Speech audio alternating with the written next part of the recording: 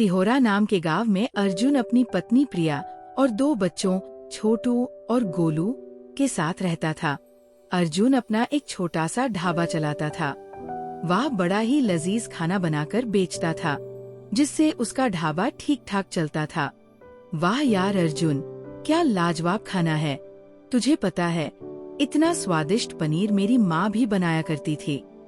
यार सच में अर्जुन भाई, मजा आ गया। उसके ढाबे पर गांव और आसपास के गांव के लोग खाना खाने आते रहते थे। लेकिन अब जुलाई का महीना शुरू हो चुका था। उसका ढाबा कच्चा बना हुआ था, जिस कारण बरसात के समय में वहाँ पानी टपकना शुरू हो जाता था और इसलिए बरसात में उसका धंधा मंदा पड़ जाता था। उसके ढाबे पर कम ग्राहक आने लगते थे। बाहर बारिश जोरों पर थी। हे भगवान, पिछले 2 हफ्ते से बहुत ही कम ग्राहक आए हैं ढाबे पर। अगर ऐसे ही चलता रहा तो कैसे काम चलेगा? कहीं ऐसा न हो कि फिर मुझे अपना ढाबा बंद करना पड़े। आप चिंता मत कीजिए जी, ऊपर वाला सब ठीक कर देगा। बारिश में लोगों को आने में थोड़ी दिक्कत तो होती ही है, ऊपर से ढाबे में पानी भी टपकता है, शायद इसलिए लॉग नहीं एट। अच्छा चलिए, आज मैं भी आपके साथ चलती हूँ ढाबे पर। वो दोनों ढाबे पर चले जाते हैं। उस रोज भी खाना बनाते हैं, लेकिन उस दिन भी बारिश के चलते कोई नहीं आता। लगता है आज भी ये सारा खाना गरीबों में बांटना पड़ेगा।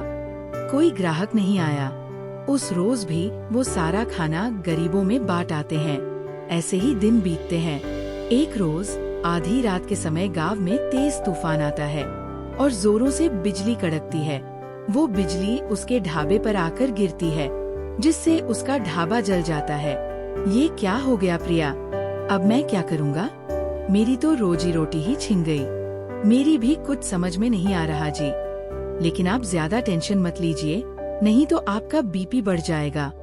दिन पर दिन बारिश बढ़ती जा रही थी और अर्जुन उसी बारिश में काम ढूंढने निकलता है, लेकिन उसे कहीं भी काम नहीं मिलता।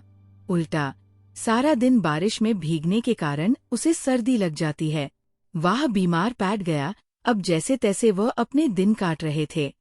फिर एक रोज प्रिया का मौसेरा भाई सोहन उनके घर आता है। अरे जीजा जी, इतनी बारिश में रोज रोज काम ढूंढने निकलते हो, बेकार में परेशान होते हो। इससे तो अच्छा ये होगा कि आप मेरे साथ चलो और मेरी दुकान पर काम करो। वैसे भी मेरा आदमी अपने गांव गया हुआ है और मैं आपको महीने के आखिर में तनख्वाह दे दिया करूँगा। क्यों दीदी, ठीक कहा ना मैंने? हाँ सोहन, बिल्कुल ठीक कह रहा है जी। वैसे भी अपने पास और कोई काम तो है नहीं, अब तब तक यही काम कर लो आप। अच्छा ठीक है सोहन, तुम कहते हो तो मैं यही कर लेता हूँ। वैसे भी घर खर्च तो चलाना ही है ना। अब अर्जुन सोहन की दुकान पर काम करने लगता है। वह बिना 1 मिनट भी आराम किए सारा दिन मेहनत करता, अनाज की बोरियों को ट्रकों से उतारता और दुकान के अंदर का सारा काम संभालता।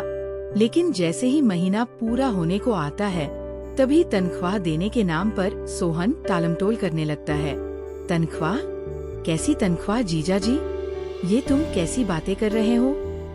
सोहन, तुम्ही ने तो उस रोज प्रिया के सामने कहा था कि महीने के आखिर में तुम मुझे तनख्वाह दोगे। नहीं नहीं, ऐसा कुछ नहीं है।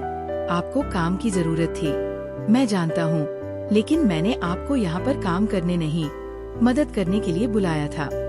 और मदद करने के लिए भी कोई पैसे लेता है क्या?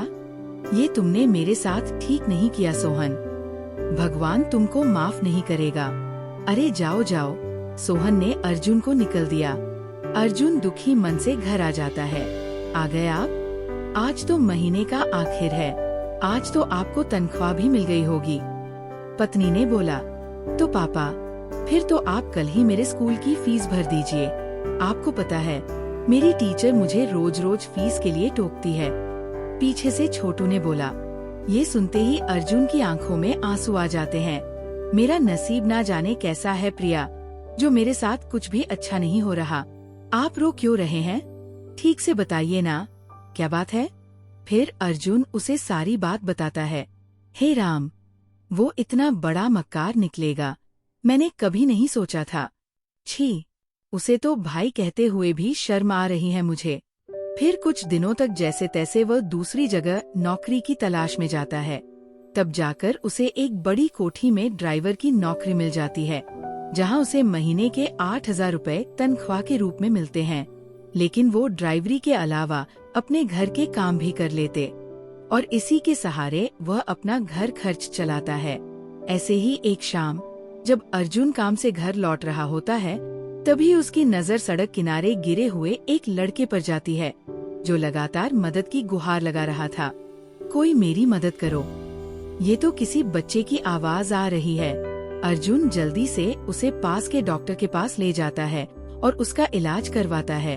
एक जमींदार का बेटा होने के बावजूद भी किसी ने मेरी जान नहीं बचाई, क्योंकि शायद कोई भी रोड एक्सीडेंट के लफड़े में नहीं पड़ना चाहता। लेकिन आपने बिना कुछ सोचे समझे मेरी जान बचाई। आपका बहुत बहुत धन्यवाद काका। अरे इसमें धन्यवाद की क्या बात है?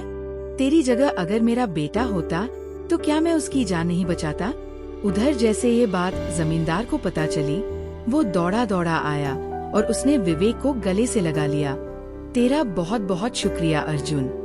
अगर आज तू ना होता तो पता नहीं मेरे बेटे का क्या होता। ये ले अर्जुन, इसे मेरी तरफ से इनाम समझकर रख ले। ये आप क्या कह रहे हैं जमींदार साहब? मुझे इन पैसों की कोई जरूरत नहीं है। रख लो अर्जुन, तुमने मेरे जान से प्यारे बेटे को बचाया है, तो उसके आगे तो ये सब कुछ भी नहीं है। अर्जुन जब घर आकर देखता है तो वह पूरे 5 लाख रुपए होते हैं। ये देख वह बहुत खुश होता है। अब वो जल्द ही सड़क किनारे अपनी जमीन पर खुद का पक्का ढाबा खोल लेता है। सड़क किनारे होने से अब उसकी और भी ज्यादा कमाई होने लगती है।